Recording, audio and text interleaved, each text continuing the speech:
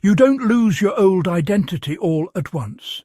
It slips away quietly, piece by piece, until one day you realize the version of you that once felt solid no longer fits.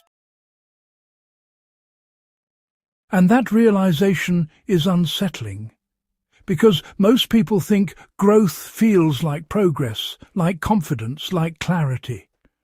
But real change doesn't begin that way. It begins with confusion, with detachment, with a strange sense that you no longer belong to the life you built, yet you don't fully belong anywhere else either. That space in between is where your old identity begins to die. This isn't failure, it's transformation, but it doesn't feel good at first.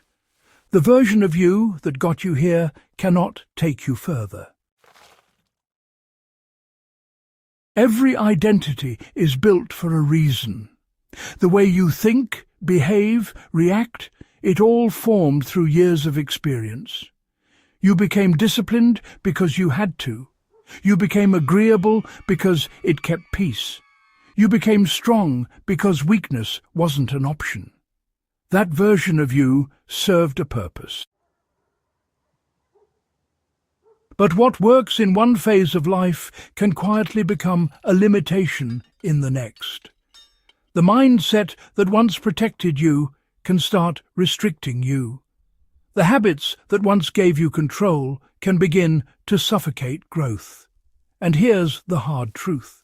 Outgrowing your old identity means admitting that what once worked is no longer enough. That's not easy for anyone, especially when you've spent years reinforcing it. Why letting go feels like losing yourself? When your identity starts to shift, it creates a kind of internal instability. You question your decisions. You hesitate in situations that used to feel automatic.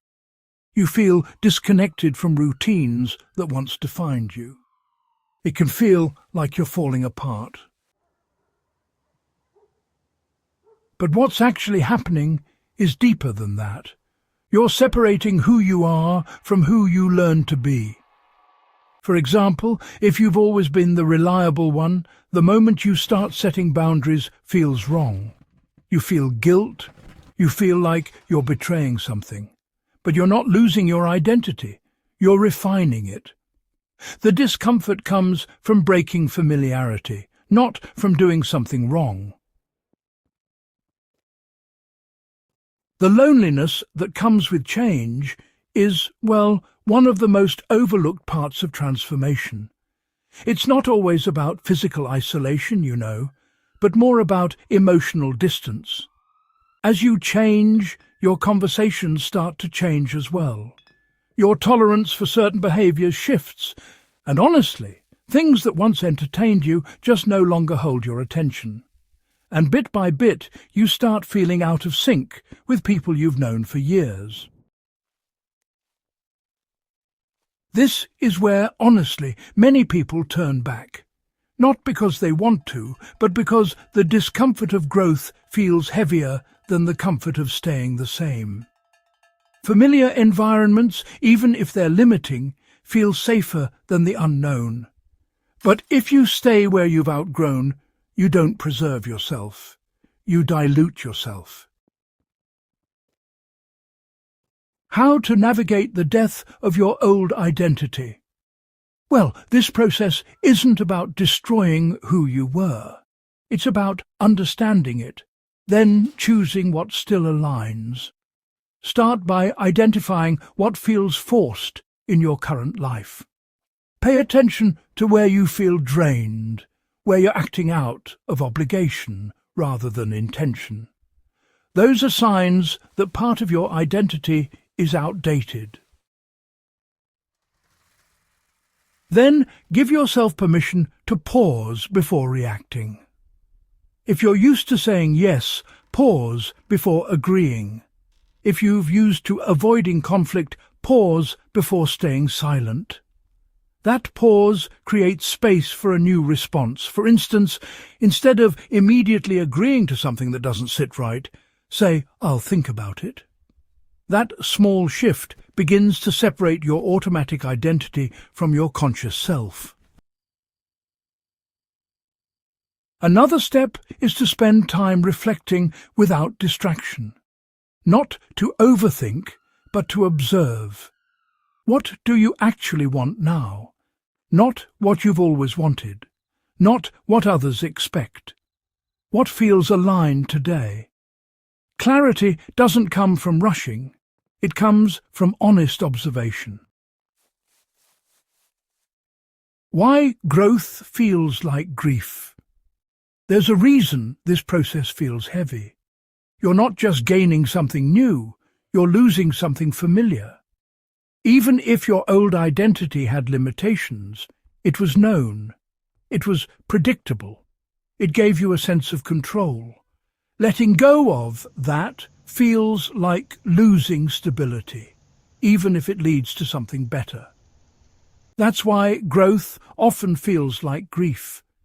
You're mourning a version of yourself that carried you through certain seasons. And that version deserves acknowledgement, not rejection. You don't move forward by hating who you were. You move forward by understanding why you became that person, and then choosing differently where it matters.